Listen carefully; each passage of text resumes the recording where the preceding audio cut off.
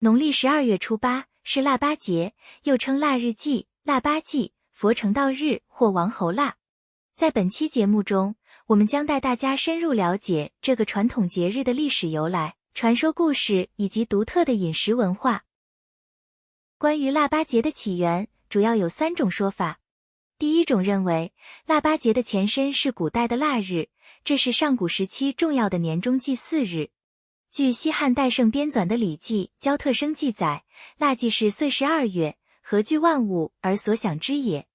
意思是，每年到了12月，人们将各种食物聚集起来，以此祭祀神灵，祈求保佑和丰收。由于腊祭在12月举行，因此将这个月称为腊月，腊祭当天称为腊日。一开始，腊祭的具体日期并不固定，直到汉代才被规定为冬至后的第3个数日。南北朝时期则进一步固定在腊月初8。南朝梁宗懔在《荆楚岁时记》中记载，12月8日为腊日。根据汉代殷绍的风俗通义，腊日在夏朝称为嘉平，商朝称为清祀，周朝称为大乍，汉朝才改称为腊。先秦时期，中国一些地区便已开始在腊月祭祀祖先和神灵，以祈求丰收与吉祥。关于腊的含义，有3种解释。第一种观点认为，肉字旁的腊，通反犬旁的猎，腊从肉，即用肉冬祭，意味着通过猎取禽兽来祭祀祖先，因此猎祭也被称为腊祭。第二种观点认为，腊者，皆也，在此，腊有新旧交替之意。第三种观点认为，腊者，逐意迎春，也就是说，腊意味着驱病除疫，迎接新春。要注意的是，从虫的炸祭与从肉的腊祭是2种不同的祭祀。从虫的炸祭是西周时代农民的年终祭祀，是一年中关于农事最大的祭典和节日。炸祭要身着黄衣皇冠的草服，或称野服。炸祭的祭祀对象有8种：鲜色、丝色、农、有表坠、猫虎、方、水庸、昆虫，故称炸八。色为色的本字，指农事。鲜色是最早发明农业的人，即先农，也就是神农氏。丝色即后稷，是尧舜时期掌管天下农业的大官。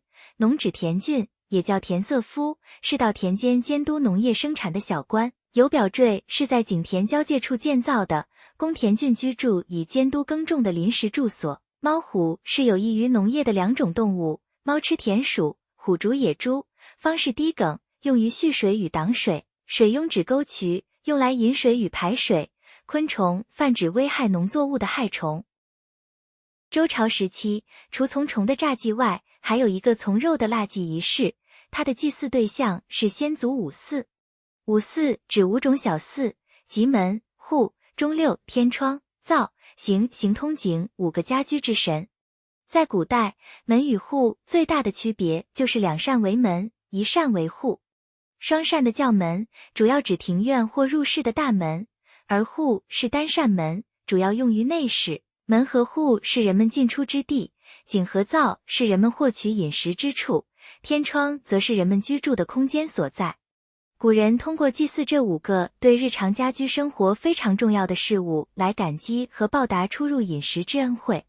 五祀的常祭在春、夏、秋、冬4季的孟月举行，与5行之神相配，而五祀的散祭则是平时随事而祭，没有定时。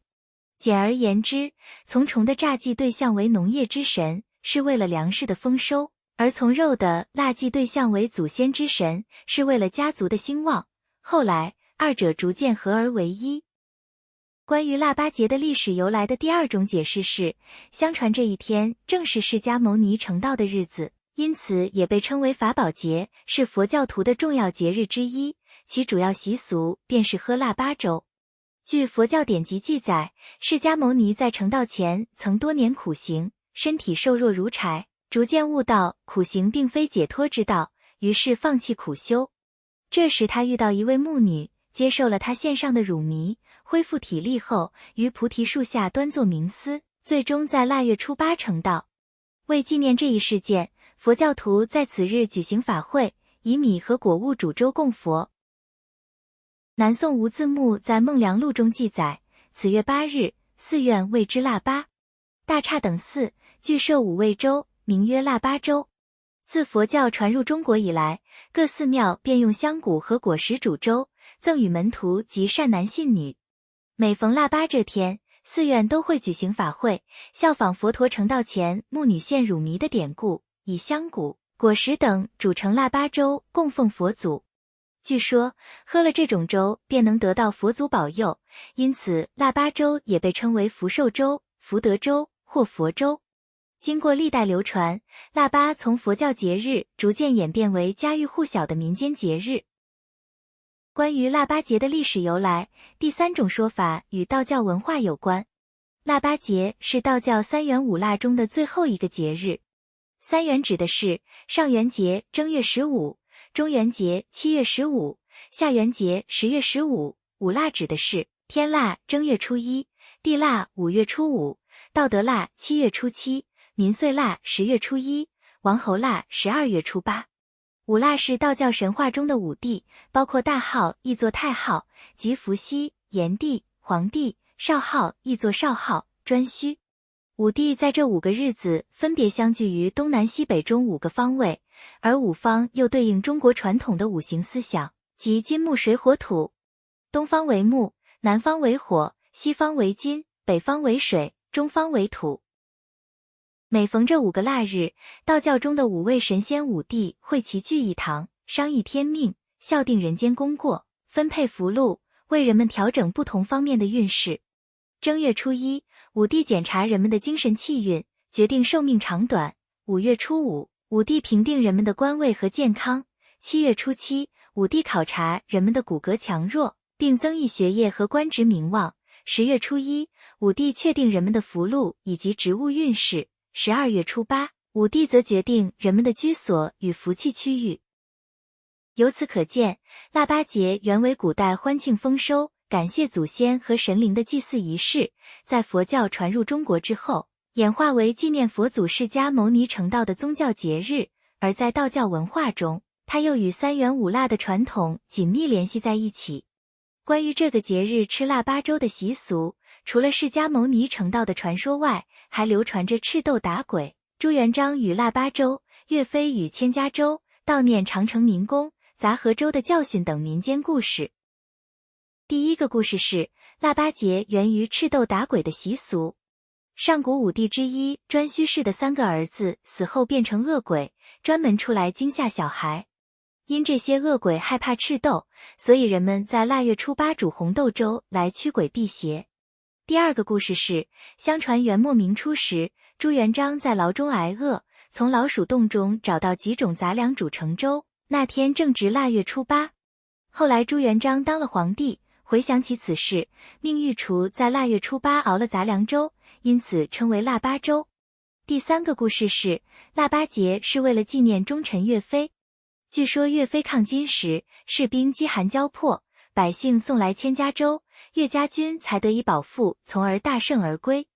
这天正值腊月初8，岳飞死后，人们便以杂粮豆果煮粥纪念他。第四个故事是，秦始皇修建长城时，民工常年无法回家，靠家人送食为生。有的因家隔千山万水，家人难以及时送达粮食而饿死。有一年腊月初8，无粮吃的民工们合伙凑了几把五谷杂粮，放在锅里熬成稀粥，每人喝了一碗，最后还是饿死在长城下。后人便以腊八粥悼念这些牺牲的民工。第五个故事是，很久以前，一对节俭的老夫妻吃苦耐劳，省下积蓄，儿子和儿媳却挥霍无度，最后家产败尽。腊月初8，小两口饥寒交迫，幸好有邻居接济，煮了一锅大米、面块、豆子、蔬菜等混在一起的杂合粥，以此提醒小两口珍惜生活。从此，小两口改掉恶习，靠勤俭持家，日子一天天也好起来了。因此，民间便流传起腊八吃粥的习俗，用以告诫后人。腊八粥也叫七宝五味粥、佛粥或大家饭，是用糯米、红糖和红枣、桂圆、核桃、花生等多种干果和豆类煮成的甜粥。自宋代以来，中国就有腊八节吃腊八粥的传统。宋人周密在《武林旧事》中记载， 8日，寺院及人家用胡桃、松子、栗子等煮粥，谓之腊八粥。寺庙将米、枣、果仁等煮成腊八粥，分发给民众。大家认为喝了寺院的腊八粥就能得到佛祖保佑，因此也称之为佛粥。民间家家户户则会用腊八粥祭祖、团聚或赠与亲友，送给贫困人家更被视为行善积德之举。腊八粥的食材寓意吉祥，桂圆象征富贵团圆，百合寓意百事和谐，核桃代表和和美美，红枣和花生意为早生贵子。粥须文火慢熬至粘稠，寓意连年丰收。除了喝腊八粥，各地还流行着其他腊八节习俗。腊八节时，老北京人会泡腊八酒和腊八蒜。腊八酒是将紫皮蒜瓣泡在黄酒或高粱酒中密封，春节时开封饮用，香气浓郁，有暖胃作用。腊八蒜在北方流行，制作简单，将紫皮蒜泡在米醋中密封，除夕时配饺子或拌凉菜食用。腊八蒜酸辣爽脆，色泽清脆如玉。此外，腊八蒜谐音腊八蒜，老北京商家会在腊八日开始结算一年收支，并催收欠款。为此，催债人常带一罐腊八蒜，提醒欠债人还款。为图平安吉祥，百姓便食用腊八蒜或腊八酒，象征性的吃掉蒜账，以除晦气，喜迎新年。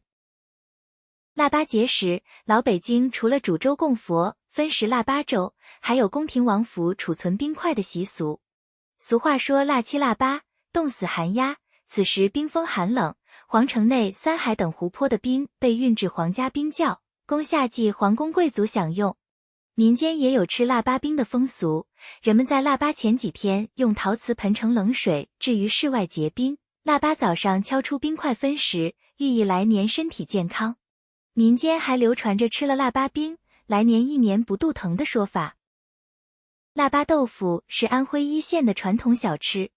腊月初八前夕，当地人用优质黄豆做成豆腐，切成圆形或方形的块状，抹上盐水后，在中间挖一小洞，加入食盐，再置于冬日温暖的阳光下慢慢烤晒，使盐分逐渐渗入，水分蒸发，制成腊八豆腐。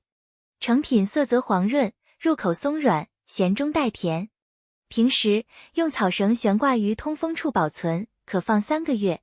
招待宾客时，一县人会将腊八豆腐雕刻成花鸟形状，加麻油、葱姜蒜，拌成冷盘，成为宴席上的美味佳肴。在陕西渭北澄城地区，腊八节不喝粥，而是吃腊八面。腊八面用韭叶面和各种豆类以红豆为主制成。红豆提前1晚泡好，腊八当天用小火煮熟后下入面条，另用热油爆香葱花，泼入锅中。青海西宁腊八节则吃麦仁饭。腊月初7晚上，将新碾的麦仁和牛羊肉一起煮，加青盐、姜皮、花椒、草果等调料，用文火煮1夜，至肉与麦仁融为乳糜状，香气浓郁，风味独特。至此，我们一起学习了中国传统节日腊八节的历史由来、故事传说与饮食文化。腊八到来，寒冬渐深，祝你心暖如粥，四季丰盈，万事不愁。如果你喜欢以上内容，请记得帮我们点赞。欢迎订阅我们的频道，以观看更多的优质双语教育内容。